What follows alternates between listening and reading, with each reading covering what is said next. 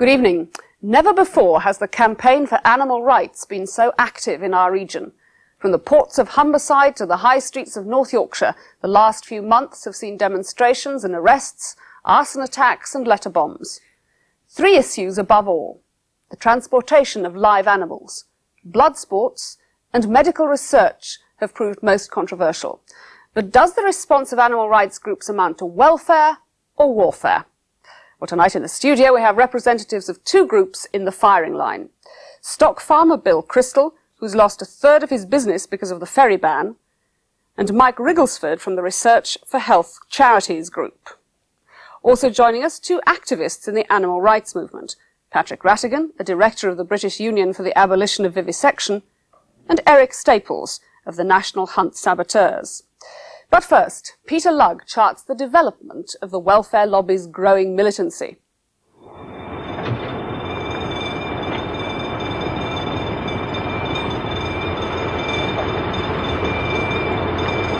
The police phoned me at about 1:30 this morning.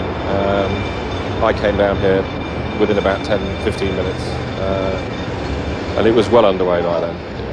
To come and see your main livelihood completely up in flames with famine inside and just shattering. I was thinking about my family, how we're going to survive, my employees, the people upstairs. It's just a nightmare, really. No one claimed responsibility for the North Yorkshire firebombs. Police assume they were the work of a militant animal rights group. As the IRA ceasefire continues to hold, violence perpetrated in the name of animals is regarded as the major terrorist threat in mainland Britain. The animal rights movement has always been radical, with some groups prepared to break the law. But the emergence of individuals willing to endanger human life — this restaurant was serving customers an hour before the bomb — is a phenomenon of the 90s and a development baffling to the public. I'm a great believer in people being able to express their own views and have their own feelings and to put them across in a logical and sensible fashion. I find this sort of level attack utterly cowardly and potentially lethal to human beings. Anybody who puts a human being after an animal has got a serious problem. When you get her home, just make sure she's warm and comfortable and just offer her water.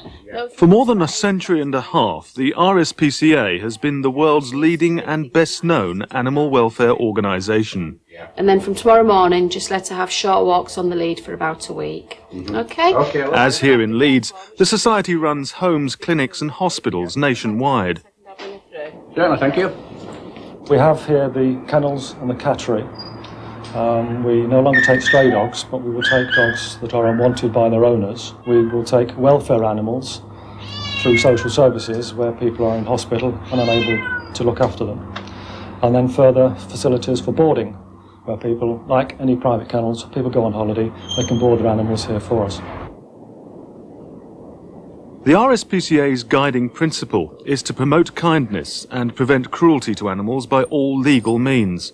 Last year alone, the RSPCA secured more than 3,000 convictions, without threat, without trespass, and without violence.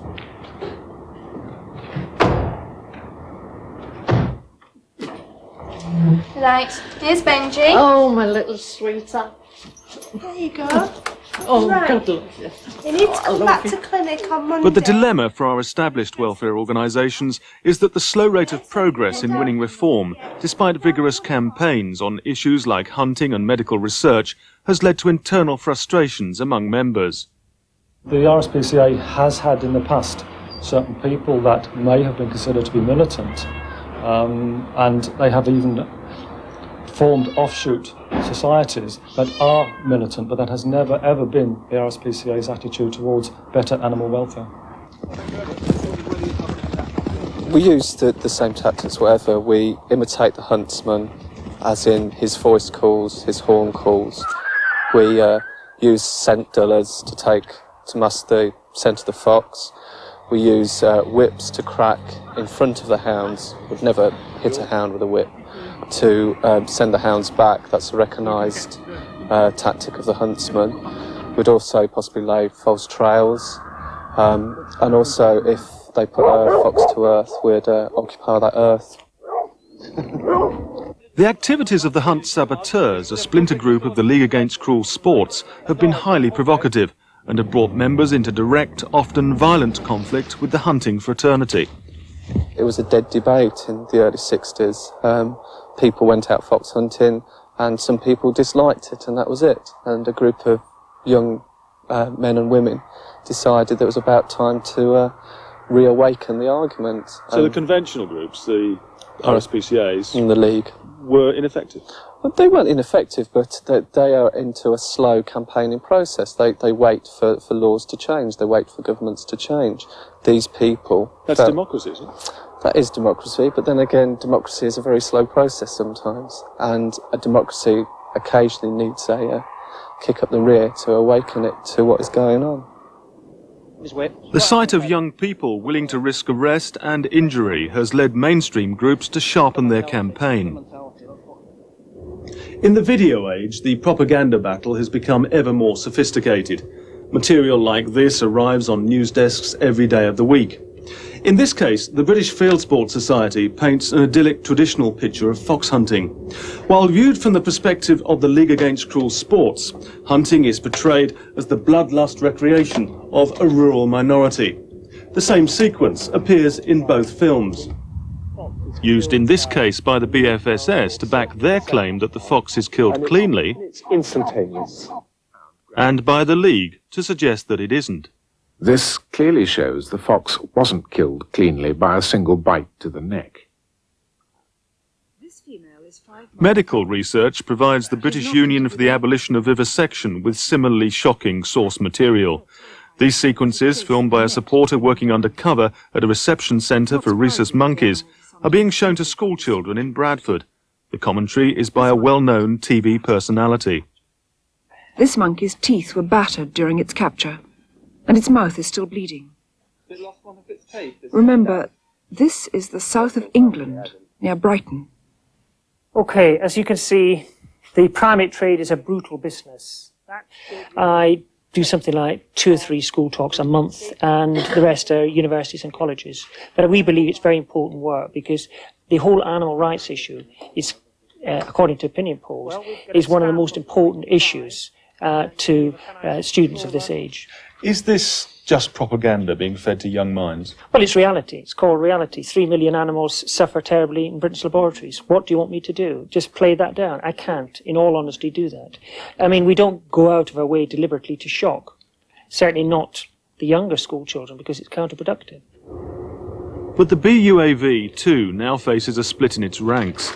While the leadership favours a high-profile crusade fronted by celebrities and MPs, some members are now demanding a campaign aimed directly against research establishments, an area which militant groups have already targeted. In the 70s and 80s, laboratory break-ins and acts of arson by members of the Animal Liberation Front took the animal rights movement well beyond the law. The economic activities of all so-called abusers were now considered legitimate targets. Today, the last public face in the militant animal rights movement is ALF spokesman Robin Webb. The aims and objectives of the ALF is to have a world without abuse or exploitation of any species whatsoever, either human or non-human. It's always used arson as a tactic, and always had a policy not to endanger life of any kind. Anyone who's compassionate enough, who's climbed over a wall to rescue a rabbit from a hutch where it's been neglected, could claim it as the ALF. It's the general public who are the ALF.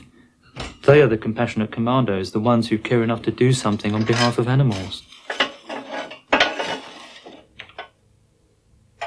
But arsonists who claim their devices threaten property alone draw only contempt from police officers in North Yorkshire called in to investigate their crimes. Whoever placed this device showed a total disregard for human life, and it was a grave risk, not only to the emergency services, but also to members of the public.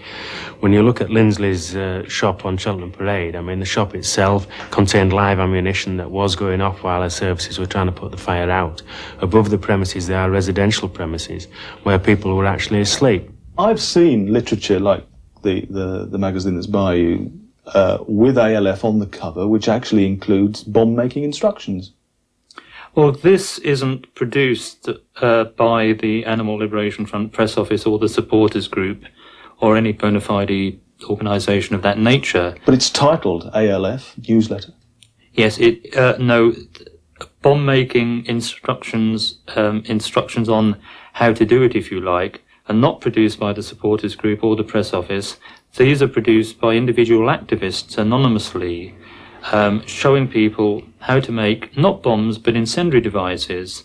These aren't things that actually explode, go bang to harm people. Beyond the ALF, animal militancy disintegrates into a secret network of small factions and private individuals. A Home Office unit based at New Scotland Yard holds the names of 800 groups on an Animal Rights National Index. 2 of those, the Animal Rights Militia and the Justice Department, are suspected of being involved in the current bombing campaign. Live transport. Live Throughout this winter and even this week, the transportation of live animals issue has attracted the full force of animal rights indignation. High-profile campaigning by moderate groups has been backed up by the direct action of young people, now ready to brave the bows of cargo boats in flimsy inflatable dinghies. Behind them, the covert threats of extremists, the arson attacks on hauliers, the letter bombs to ferry companies. Today, the transportation of calves and sheep to the continent from the north of England has effectively been stopped. The final route, an air bridge from Humberside Airport, abandoned last November. We don't live in a vacuum. We are part of a community, and we have to take recognition of what the community says. It's not been a nice time, to be honest. It's been quite hard to get through. It's had an effect on my family, obviously. But whilst it is sensitive and emotive, I don't think anybody could condone threats to my staff, to myself, bomb threats that we've received, threats of razor blades in letters for people opening the mail in the morning, things like that. So how has it come to this? Have we capitulated to terrorism? And if so, who is to blame? Many point the finger at politicians and the failure of Parliament to deliver legislation in tune with public opinion. The Lincolnshire MP, Sir Richard Boddy, is the most successful animal welfare campaigner inside the House of Commons. What would you say to young activists who say, this process is just too slow? I've got to get out there. I've got to stand in front of the hounds. I've even got to firebomb shops.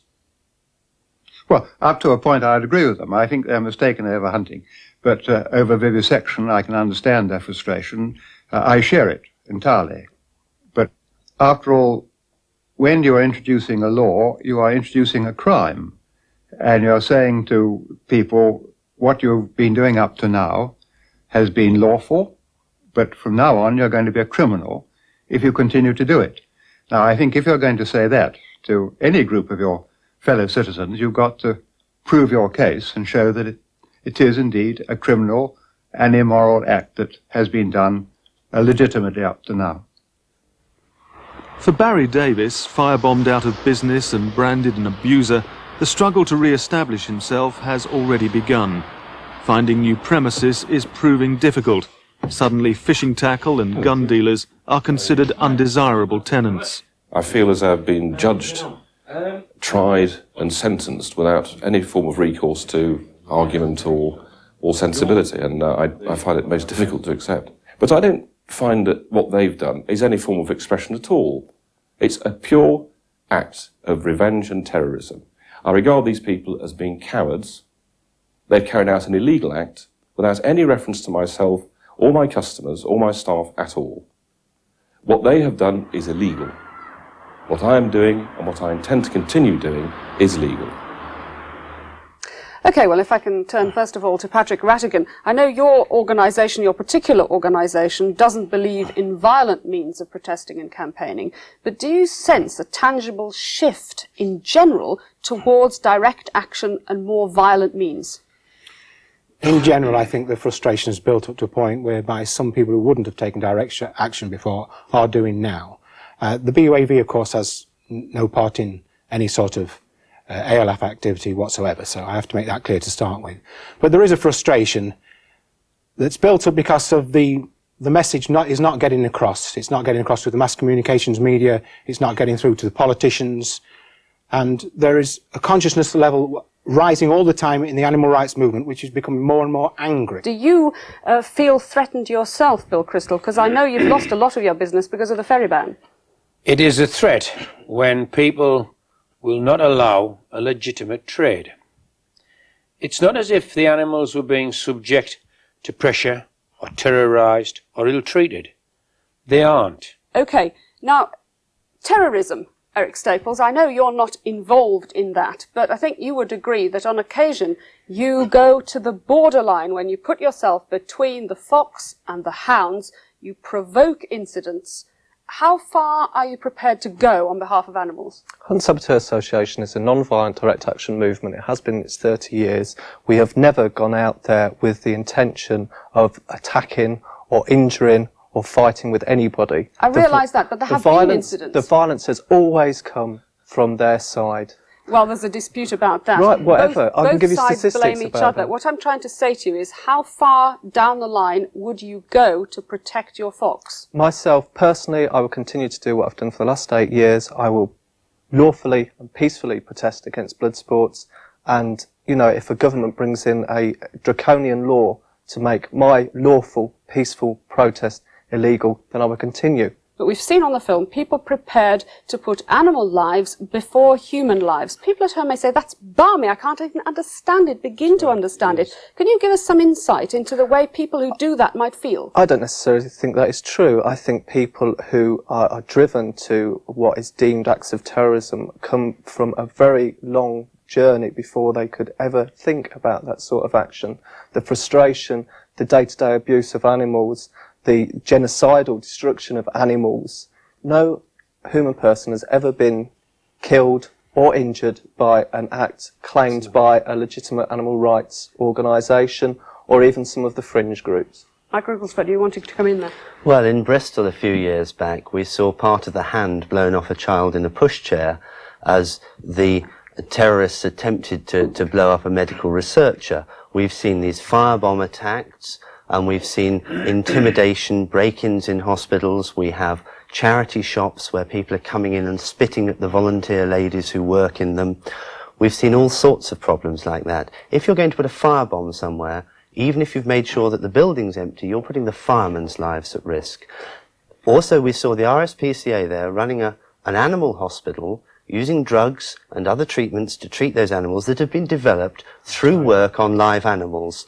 Now, one of the people that got a bomb last Christmas was the Veterinary Diagnostic Centre in Brighton.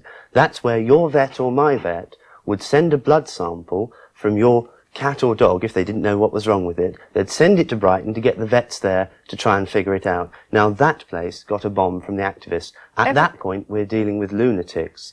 And the trouble is that they're stifling debate. We would like to discuss in public, but every time anybody stands up and talks about it, they get threats, they get the intimidation, and they get the violence. Although you're not violent as an organisation, do you think it might be violent possible... as an individual, thank you very much. Do you not think that you might attract those sort of individuals to you because every weekend and during the week sometimes you go out and it's reported in the papers that you've had violent clashes, and sometimes people are saying, people like neo-Nazis or anarchists or whatever, are just joining up, even if you don't want them, it's attracting them. The wrong sort of people. If people come to us with that sort of attitude, after a fortnight they have gone because we do not provide them with a battleground for their political beliefs. That is not what we're about. We're a single issue organisation that is only concerned with saving the hunted quarry on that day. What do you think about this, Bill Crystal? Well, I believe that everyone should do what they want to do. I enjoy, or used to enjoy, an odd day's hunting. It's a means to an end. There isn't no longer within the UK a natural quarry. There isn't a natural enemy to a fox. So what do we do with it? Do we shoot them and perhaps not shoot them cleanly because they'll go to ground and probably die a worse death there? Or do we use the hounds to split the foxes up and then probably shoot them? There's nothing wrong in people enjoying a day in the countryside. What I object to is the people who come into my land telling me what I can or can't do in my own farmyard and on my own land. Isn't that a fair point? Not at all. This man is talking rubbish again. Well, for starters, foxes are self-regulating. Have you a problem with foxes on your land? I do. That wasn't what you said earlier. I do have a problem. Have you seen the damage a fox will do to young lambs if the lamb doesn't get up straight away? Of course, you would know, because you've been there. And it's blowing a howling gale, and the bloody fox is hungry as well as everything else. And it comes out and will take a lamb. I have been there, Bill. I've seen foxes go through a whole flock of sheep and lambs. That's right, and you've seen the mess they make. They don't make Right. If I can move on to another area, Mr. Rattigan, we saw the debate coming into schools. We saw a man using shock tactics with very young children in a classroom. Do you really think that's the right forum for this sort of propaganda? Up to a point, we wouldn't deliberately really shock a young child. There is a limit. But you have to realise these children are subject to a barrage of misinformation and disinformation constantly through the television. You're saying young children are influenced by what and how exactly? Everything from children's ward on television to all the medical research breakthroughs which are coming to us every second day, which have nothing at all behind them. And are you denying those breakthroughs? Of course. Of course, we have got an out-of-control, medically induced plague of ill health in this country. Cancer, heart disease, diabetes, epilepsy, arthritis. We've got 20,000 diseases and rising. Where are they coming from? Where are all the wrecked kidneys coming from? Where are all the wrecked livers coming from? They're coming from the deluge of petrochemicals. Pesticides, herbicides, solvents, prescription drugs, over-the-counter drugs, which are coming from the vivisection laboratories. Mike Riddlesford, That's where they're coming from. Mr. Crystal. Mike Riddlesford, you've got to answer that. The medical research charities are nothing whatsoever to do with the pharmaceutical industry. The medical research charities are given money donated by the public, people like us, who desperately want to see treatments, prevention, or possibly cures for the diseases that we can't treat at the moment. Now, to view all of that as some sort of grand conspiracy theory is really a little ill. Unfortunately, at present, some small use of research has to make use of animals. 97% of what we do, however, doesn't use any animals at all. So what do you feel about these school debates on this subject?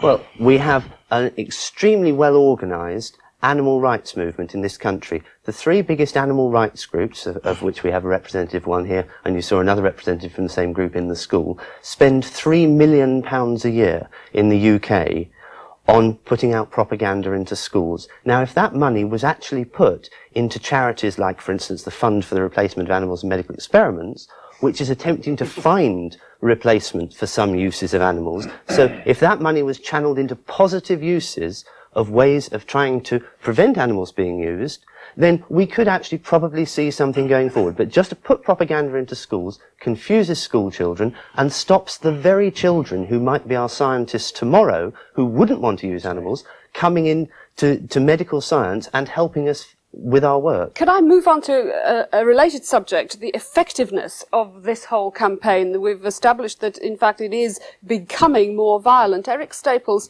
do you think that people are giving up on Parliament, on police, on the establishment doing anything about it, and that's why they're going to these more violent means? No, I mean, 7 days a week, every month of the year, throughout the year, there are animal welfare organisations, animal rights organisations campaigning on your high streets, writing letters, taking part in demonstrations, pickets. The unfortunate thing is, the only time we get to go on telly is when something gets burnt down, when a bomb goes off. So you think violence damages your cause? I can't condone it. Well, do you think Bill Crystal stopped your ferry trade? Was it the violent action? Yes, it was. It had to have been a commercial decision by the ferry companies. If a ship leaves Humberside with stock on board, they get a bomb scare, they have to stop and search the ship. That then delays the time that the animals are in transit, which is already a fairly lengthy crossing, not the best one of our choice, I might add, but it's still a lengthy crossing. And the ship is then anchored at sea for several hours while a full search of the ship is made, and it has to be made if a threat, and then again at the other end. Now, these animals, the day that this happened, did have hair, they had food, they had water, they had everything. They took nothing. And it all had to be dumped at sea. And the harvest we've had this year, that was a terrible shame. But we do that. We produce the best animals. There is a market for those animals because it is wanted on the other side. I agree that we have to transport animals properly, that they have to be looked after properly But you're the wrong side of the channel, guys. They're not being transported properly at the moment, and that's They are. the problem. They are, to the best of our ability. We cannot be held responsible for the other side. The problem is that the people in Italy want the little lambs, the little 11-kilo lambs, because they're nice and succulent. So do they want them in southern Spain. They're the people who won't reduce the transport time. Well, let's see. We're all looking after animals in our own ways, or we profess to be here. So, My livelihood depends on that. If there was a Bill of Rights for animals, I'm sure we'd have different things in it. What about you, Mr. Rattigan? Yeah. If we were to come to a Bill of Rights, what would you actually put in it? My own personal Bill of Rights? Oh, well, there wouldn't be any animal abuse at all. What would be the animals' rights as far as you are concerned? Same as humans. Eric Staples. It'd be exactly the same. There'd be no animal abuse at all. Animals will be able to regulate themselves, breed at their own stages. Nobody would need to eat them, wear them, hunt them, exploit them. You don't have in to. the natural state, in the wild, it's red in tooth and claw. Everybody's killing everybody else. Who interfered with the natural state of things? Man. Mr. Wrigglesford. We need to live with animals in a natural way. So, for instance, I would not put a cockroach above the life of a rat. I would not put a rat above the life of a dog. And I would not put a dog above the life of a primate. But they would say that cutting animals up for experiment wasn't a natural way. I would not put a primate above the life of a human. So long as it's done with a proper welfare and humanitarian ways, and you minimise all the distress, then some limited controlled use of animals while we are investigating terrible diseases is going to have to go on. I am against all animal abuse for the sake of animal abuse. Bill Crystal, what rights would you give animals in your ideal world? You have respect for those creatures because they are living the life that they are used to. Well, that's some sort of an excuse for their life. It wasn't, was it? Eric Staples, good. That's not an excuse. I mean, before factory farming came along, before man took in herds of animals to keep for food and milk, their life was somewhat different. If man hadn't brought animals in for food and milk, you wouldn't wear the clothes you have now. Like if there was no animals, what would you wear if there wasn't nylon from the petrochemical industry? What would you use for clothes? What would you use to keep warm? How would you generate heat? Cotton. Well, that's exactly what I do. How would you grow cotton? You can't grow cotton in the UK. You get it from abroad. We have it. But you get your cotton from South America. In South America, they don't have, not only do they not have animal rights, they don't have human rights either. Gentlemen, thank you very much indeed. We have to stop it there. That's all for this edition of Close Up North, but we'll be back again next week. From all of us here, a very good night to you.